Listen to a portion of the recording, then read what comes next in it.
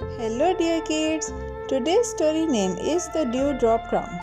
Once upon a time, in a shining kingdom surrounded by tall gardens and shining fountains, there lived a king but stubborn princess. She was the only daughter of a wise old king who loved her dearly. Every morning, the birds sang her name and the flowers bowed when she passed. But one bright morning, something beautiful caught her eye. Tiny, sparkling drops of dew shining like diamonds on every leaf and petal. The princess stopped and gazed in wonder. The sunbeam danced upon the dewdrops, making them glitter like stars scattered over the garden. How lovely they are, she whispered, clapping her hands in delight. The garden shimmered with magic that morning, and the princess couldn't stop thinking about the sparkles that looked like tiny jewels. An idea suddenly twinkled in her mind, an idea as bright and impossible as the morning dew itself. She turned quickly and ran back to the palace. The princess burst into the throne room, her golden hair shining in the light. "Father," she said eagerly, "please make me a crown of dewdrops. I want a crown that sparkles like the morning garden." The king blinked in surprise.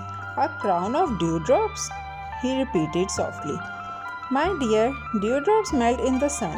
But the princess shook her head stubbornly. "I must have it.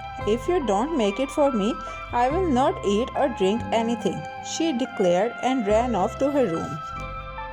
The king sighed deeply. He loved his daughter more than anything in the world. He called all the goldsmiths and craftsmen of the kingdom and gave them an impossible order. "Make a crown of dewdrops within 3 days," he commanded, "or you shall be punished." The goldsmiths bowed nervously.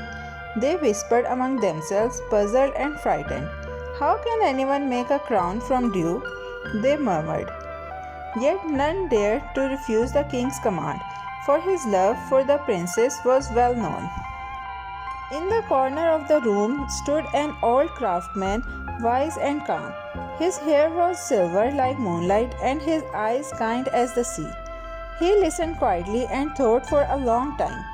Then he smiled gently, as if he had found the answer hidden in the dream. The next morning he walked to the palace gate with his small tool bag. "I have come to make the princess's crown," he told the guard. The soldiers looked at each other surprised, but led him inside. The old craftsman entered the grand hall and bowed before the princess. "Your Highness," he said softly, "I am here to make your crown, but I have one small request." The princess looked at him curiously. "What do you wish to say?" she asked. The old man smiled kindly. "Please take me to the garden and show me the dewdrops you would like for your crown. Whichever ones you choose, I will make them shine for you." The princess agreed happily and led the way outside. The garden sparkled just as it had that morning. The air smelled fresh and sweet. The sunlight twinkled through the leaves. The princess ran from the flower to flower, pointing at the dewdrops that glittered like pearls. "Look," she said, "they are the ones I wanted for my crown." The old craftsman watched quietly, his eyes kind and patient. He waited as the princess bent closer to touch the shining drops, her fingers trembling with excitement and delight. But as soon as she reached out her hand, the dewdrops slipped away. They melted like tears and vanished into the earth. The princess gasped. "Oh," she cried softly. "They are gone." She tried again, reaching for another flower, but every dewdrop ran down the petals and disappeared. The old craftsman said nothing. He simply watched the princess's face change from surprise to confusion. The garden no longer looked like a jewelry box, just a gentle morning world that could not be caught or kept. The princess's eyes filled with tears. "I can't hold them," she whispered sadly. "They are too delicate." She looked at her empty hands, glistening only with a few drops of water. The old craftsman nodded kindly. "Your Highness," he said softly. Some things in life are too beautiful to keep. They are meant only to be seen and admired. The princess bowed her head. Her stubborn heart slowly melted, just like the dewdrops that had slipped away from her fingers.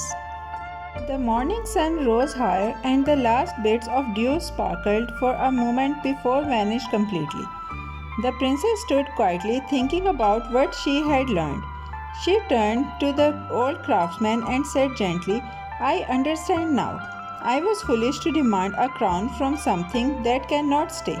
The old man smiled. You have a kind heart, Your Highness. You only needed to see the truth of yourself. His voice was as soft as a summer breeze. The princess and the old craftsman walked back to the palace together. The king waited anxiously at the gate. When he saw his daughter smiling peacefully, he felt relief wash over him. My child, he said kindly, have you received your crown? The princess shook her head and smiled.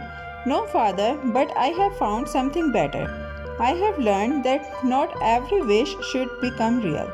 The king hugged her tenderly, his heart full of pride for her newfound wisdom. From that day onward, the princess was never stubborn again. She learned to treasure the beauty of things just as they were.